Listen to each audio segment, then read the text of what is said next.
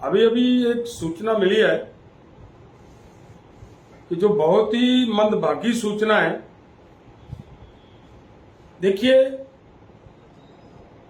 पिछले काफी लंबे समय से हमारा एक आंदोलन का साथी, आंदोलन का सहयोगी नवदीप जेल में बंद था। उसके लिए लगातार संगठनों की तरफ से आंदोलन किया जा रहा था। पहले रेलवे ट्रैक पे आंदोलन किया, बाद में ये प्रोग्राम दिया गया कि उसके 17 और 18 तारीख को एसपी ऑफिस का घेराव करेंगे। उसके चलते सरकार की ओर से नवदीप जलवेड़ा को रिहा कर दिया गया। उसकी रिहाई के बाद अगर रिहाई का समा देखिए, लगभग रात 10 साढ़े 10 बजे उसकी रिहाई हुई है।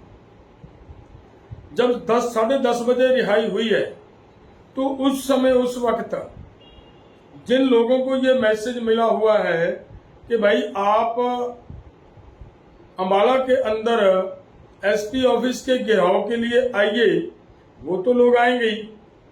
उनको तो सूचना रात को मिल नहीं पाएगी, सब सो जाते हैं उस समय।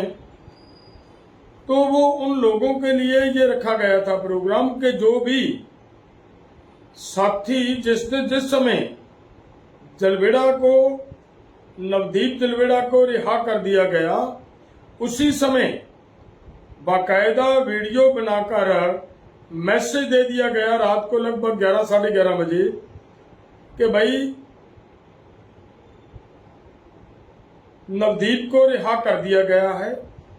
अब एसपी के घेराव का कार्यक्रम मुलतवी किया जा रहा है। सिर्फ इतना काम बाकी था कि अनाज मंडी के, धान मंडी के अंदर किसानों ने एकत्रित होना था और जलवेड़ा उस लड़के ने वहां जाकर लोगों का धन्यवाद करना था और उसको साथ लेकर इधर शंभू बॉर्डर पे आना था। सिर्फ इतना कार्यक्रम था और किसी तरह का कोई कार्यक्रम बाकी नहीं था। प्रशासन की ओर से जो मंदभागी सूचना मिली है, जिसकी मैं बात कहना चाह रहा हूं, वो ये है कि इस हालात के चलते पुलिस ने जितने भी किसान, कितने भी हमारे नेता वहां गए हैं, सभी को डिटेन करना शुरू कर लिया। ये क्यों किया जा रहा है? हालात को जानबूझकर हरियाणा गवर्नमेंट खराब करना चाह रही है, माहौल को टेंस करना चाह रही है, ताकि कल को हाई कोर्ट के अंदर वो ये कह सके कि देखिए यहां पे आकर किसानों ने ये किया, किसानों ने वो किया, जबकि ऐसा कोई प्रोग्राम नहीं था हमारा। न तो जब तक बॉर्डर नहीं खुलेंगे, कल प्रेस कॉन्फ्रेंस में ये बात कही गई है कि जब बॉर्डर खुलेंगे तब दिल्ली की ओर हम कूच करेंगे, तब तक किसी तरह का कोई ऐसा हमारा प्रोग्राम अभी तक बना नहीं। तो यहां ये भी क्लियर कर दिया कि एसपी का घेराव नहीं है। फिर भी हमारे वहां पे जो हमारे साथी आ रहे हैं, जिनको सूचना नहीं मिली, वो आ रहे हैं और नवदीप को लेकर आने के लिए वहां कुछ हमारे किसान नेता गए हैं, तो उनको डिटेन करना ये बिल्कुल गलत बात है। ये अति निंदनीय और शर्मनाक बात है और हरियाणा गवर्नमेंट को इसके ऊपर शर्म आनी चाहिए। उनको ये सोचना चाहिए कि इस तरीके से काम नहीं चलता। आप माहौल को जानबूझकर टेंस कर उस माहौल को खराब कर बाद में आप हाई कोर्ट के अंदर ये बात साबित नहीं कर सकते कि किसानों ने माहौल खराब किया, इसलिए हम इनको दिल्ली जाने की इजाजत नहीं दे सकते। वो इसके साथ जोड़कर नहीं की जा सकती। और मैं सरकार को निवेदन करता हूं, काइंडली इस माहौल को शांत रहने दें, शांत रखें। किसी तरह का भी कोई ऐसा गलत काम ना करें जिससे किसानों के अंदर नाराजगी और गुस्सा बढ़े। सो इसलिए जितने भी हमारे साथी डिटेन किए गए हैं, उन सभी साथियों को तुरंत रिहा किया जाए, वरना अगर फिर भी कोई हालात खराब होते तो उसकी जिम्मेदार हरियाणा गवर्नमेंट होगी।